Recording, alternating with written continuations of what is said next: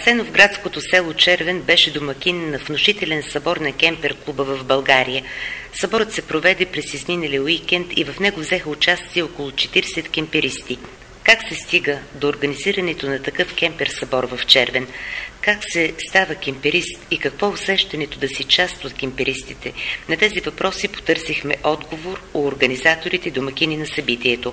Бях на една среща преди да имам кемпера и видях, че това е друг начин на живот. И реших и аз да си купя кемпер и отскоро станах член на кемпер клуб БГ. Отначало клуба е започнал с много малко членове. Сега наброява над 800 човека.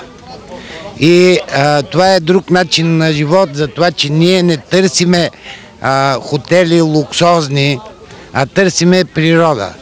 Да се събереме, да хапнеме, да пиенеме, да си кажеме някои хубави неща, да споделиме, защото повечето от кемперите са стари, кой какво е направил и да можем това да го изкопираме, да си го направим и ние. И се обединяваме по този начин.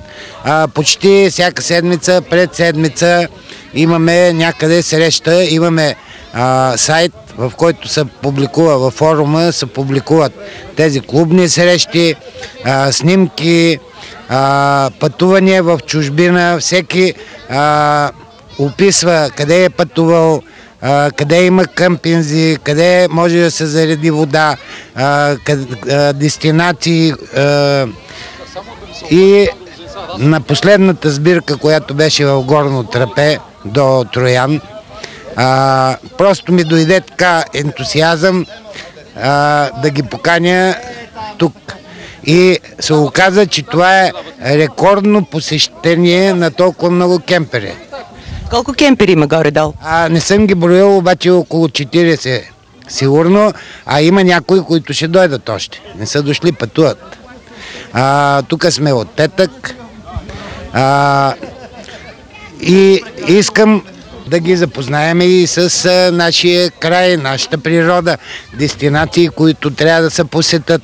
Тук е Белентаж, Бачковския манастир, има забележителности, които просто трябва да се видят. Оказва се, че повечето от хората не знаят. Как се става член в кемпер клуба? Какво е условието? Условието е да имате достатъчно пари да си купите един кемпер. Кемпера, това е условието. И широко сърце. Да имате широко сърце, да ви се живее сред природата, да ви се пътува, да умеете да ядете, пиете и да пеете и да се веселите. Как се чувствате като домакин? Аз съм приятно изненадан, да ви кажа. Отначало смятаме, че около 10 души ще дойдат. Аз като дойдах днес тук съм учуден и като гледам тук има семейства с малки деца. Да, малки деца. Малки деца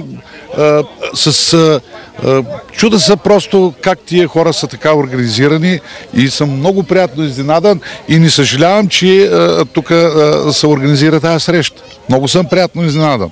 С Васил се познаваме от много години, но много хора дойдаха. Това е хубавото и да в бъдеще предполагам, че и след това ще е много весело и в бъдеще да бъдат така организирани. Явно, че тук има много добра организация. Сред кемперистите беше и Георги, председател на сайта на кемперистите. Как се чувствате тук в Червен? Много добре се чувстваме, много добра атмосфера. Някакси природата предразполага към мероприятия като това да се провеждат. Заредени сте емоционално? Много. Те просто не дали усеща енергията. Усещаме, разбира се. се събира, когато се съберат толкова много хора с еднакви интереси. В рамките на колко дни ще сте тук? Сега сме за уикенд, утре си тръгваме, да. А ще дойдете ли пак? Разбира се, стига да има възможност, ще минаваме. Тук просто мястото е невероятно. На всички тези, които имат желание да се включат в кемпер клуба, които имат възможност да си закупят и каравана, какво ще кажете? Да заповядат. Сайтът е отворен за всички, той е демократичен и Просто ние, когато го направихме преди няколко години, нямаше такъв сайт, имаше за риболовци, за ловджи, за офроуд, за какво ли не, само за кемперисти. Организирахме се и го направихме, просто да има една трибуна, на която хората не могат да си кажат мнението. А колко са кемперистите в България? Не мога да кажа, значи в моят има около 600 потребители, но кемперистите, разбира се, са много повече. А на такива събори обикновено по колко човека се събират? Горе-долу това е количеството, което събираме, което са в момента. 20, 30, 40 кемпера максимум.